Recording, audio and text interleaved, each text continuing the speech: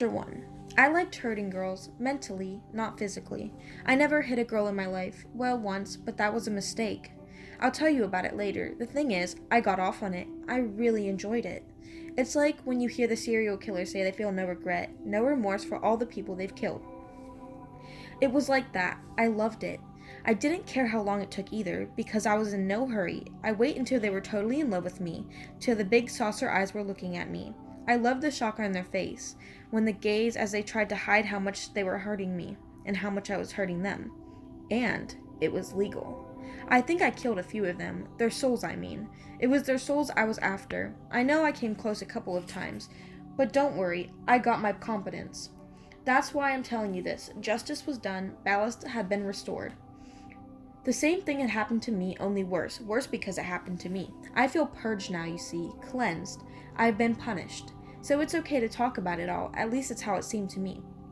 I carried the guilt of my crimes around with me for years, after I stopped drinking.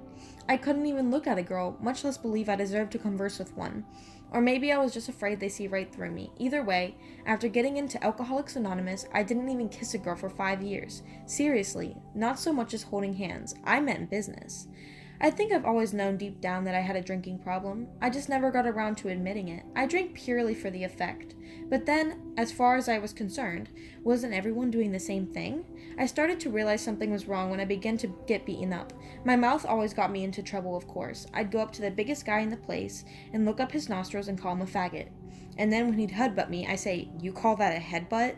So the guy would do it again harder. The second time, I'd have less to say. One of my quote-unquote victims stuck my head on an electric cooker ring in Limerick Stab City. I was lucky to get out of that house alive. He'd done it, though, because I'd been talking the pith out of his lipshit. Maybe that's why I moved on to girls. More sophisticated, don't you know? And girls wouldn't beat me up. They just stare at me in disbelief and shock. Their eyes, you see. All the pretense and the roles dissolved away. There was just two of us in the pain. All of those intimate moments, every little sigh, those gentle touches, the lovemaking, the confidences, the orgasms, and the attempted orgasms, all merciful. The deeper they were, the more beautiful they looked when the moment came. And I lived for that moment. I was working freelance in advertising all through this period in London as an art director, a contradiction in terms, if there ever was one. It's what I still say today. Strangely, I was always able to get money, even in art school. I got a grant because my dad had just retired and I suddenly became eligible. And after that, I got job after job without much trouble. I never looked like a drunk. I was just one. And anyway, in those days, advertising was far more boozy affair than it is today.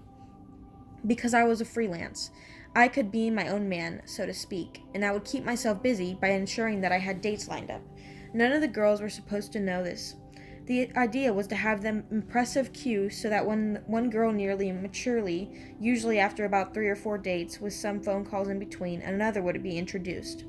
Then, as one went out into the scrap heap, a new one would take her place. Nothing usual about my method.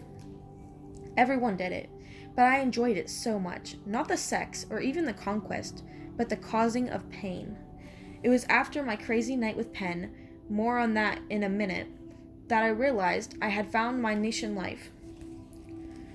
Somehow I was able to lure these creatures into my lair. Half the time I was trying to push them away, but it had the opposite effect.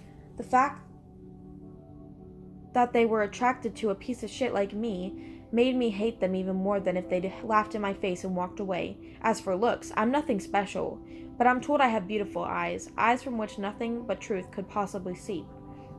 They say the sea is actually black, and that it merely reflects the blue sky above. So, it was the same with me. I allowed you to admire yourself in my eyes. I provided a service. I listened and listened and listened. You stored yourself in me. Nothing had ever felt so right to me, if I'm honest. Even today I was hurting. I'm not cured of it, but I don't set out to cinematically dismantle like I used to. I don't miss the booze half as much. Oh, to hurt again. Since those heady days, I heard an advantage that seemed to apply here. Hurt people, hurt people.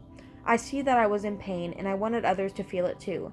That was my way of communicating. I'd meet the women on the first night, get the obligatory phone number, and then another and another and another. A couple of days would go by, making them sweat a little. I'd call them all nervous. They loved that. I'd ask them and pretend I hardly ever did this kind of thing, and say that I hadn't been out in London because I didn't really know the scene. This was true, though, because all I was used to doing was going out of my head in local bars around Chamberwell. We'd agree to meet somewhere. I liked Greenwich, with a river and the boats, and of course the pubs, and it had a great boyfriend-girlfriend feel, nice and respectable. I'd be half out of it before we even met, but I'd be witty and charming and boyish and shaking, trying to pull me at ease. They'd smile and comment on my trembling, thinking I was nervous to create a good impression, because I wasn't getting in enough booze. My very being would shudder. I'd have to order 2 large Jamesons at the counter for her every half larger. I'd down the jimmies without her seeing, and then on with the show. Lovely. I didn't really care if I got them into bed or not. I just wanted the company while I got pissed, while I waited for the courage to hurt them. And they seemed pleased because I wasn't trying to grope them. Sometimes I would, but mostly I'd be fairly well behaved. This would go on for a few dates. In the meantime, I would encourage them to tell me about themselves. This is very important for the successful moment later. The more they confided in me, the deeper the shock would be when the satisfying moment had to end. So I'd be told of their dogs' habits, their teddy bears' names, their father's moods, their mother's fears. Did I like kids? How many brothers and sisters did I have? A sitcom I had to sit through. But it was okay, because I knew I'd be writing her out of the series.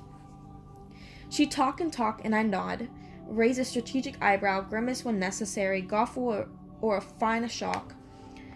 Whatever was required. I'd watch people in conversation and record their facial expressions, interest, raise one eyebrow and raise or lower the other, depending on the conversation, attraction. Try to blush, not easy. The thoughts of what I was going to do to her later helped, and a blush usually begot a blush. That is, if I could ever muster a blush. She was more than likely to blush back, sympathy, crinkle the forehead and nod gently, charmed, cock your head to one side and smile apologetically. I'd supply these prefab masks on cue. It was easy. It was enjoyable.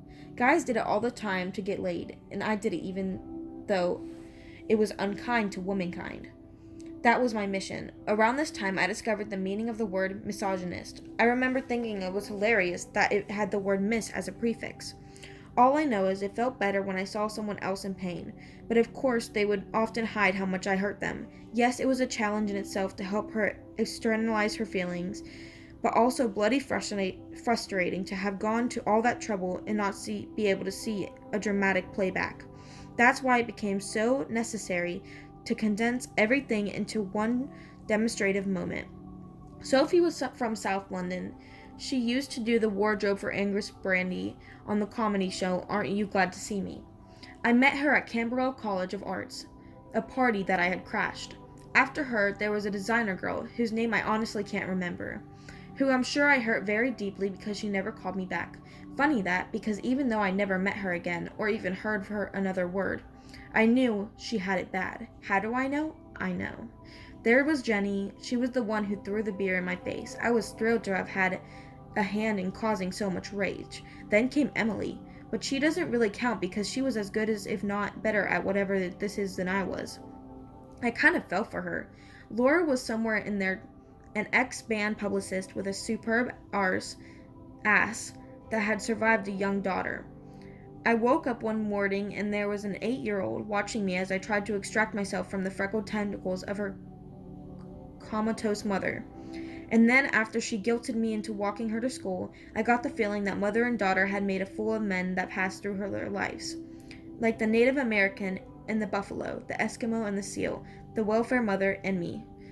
And the one who started it all, Penelope Artigan. I'd be going out with her for 4.5 years. Long time. She'd been nice to me. Nicer to me than any girl had ever been before. When I spoke, she turned her head toward me and seemed to abandon herself to the meaning of my words. I liked that. It was only much later that I found out she was terrible in bed. At the time, I thought she was a wanton. She wasn't, but she was the only one I regret hurting the most. Why? Because she didn't deserve it. Not that the others did, but she wouldn't have left me if I hadn't ripped her apart, and I needed her to leave me because she was getting in the way of my drinking. And one thing I just cracked up. I'd been bubbling for ages. Simmer, simmer, bubble, stew, glurge. I got completely frenziingly drunk, and this whole chain of events began to raffle. Why would anyone set out to break a heart of someone who he loved? Why would anyone intentionally cause that kind of pain? Why would people kill each other? Because they enjoyed it. Was it really that simple to achieve a soul shattering? It is better to be the predator who has the same experience, hurt people who hurt people more skillfully. An expert heartbreaker knows the effect of each incision. The blade slips and barely noticed. The pain and the apology delivered at the same time. I had grown tired of the girl I was going out with after 4.5 years. I loved her. That was the awful thing about what I'm going to tell you. The possibility exists that out of somewhere reading this right now, the rest of you turn your heads away. The next bit is for her only. Pen, I'm so sorry. I needed to hurt you. I knew you were coming to an end. I knew you had started to despise me. You tried to hide how you felt, but it rippled across your face, disgust. I began to hate you for not having the courage to tell me what you really thought of me, so I had to make up your mind for you. The rest of you can look now. It was Friday night in a pub in Victoria Park. I was out of work early, yet another an ad agency where yet another clutch of concepts had been mass murdered by yet another ham-fisted creative director. I was sure of one thing. I needed to get soaringly drunk, so I downed pints of beer at an alarming rate. The wizened barman seemed concerned, then whistled key. By 7:30 p.m., I was stumbling. I was to meet Penelope at 8. I had to walk on my bicycle around to see where we were meeting. Another pub, naturally. Anger, boredom, drunkenness, a bad combination. I began something like this. How can I dismantle 4 years? Her quizzical look was followed by an invasion of the form like my new blouse? Looks like a tablecloth. Hurt look followed by another. More booze. That would usually work. Girlfriend? Yes, please. Not so much hurt now as bored. Looking around the pub. Silence.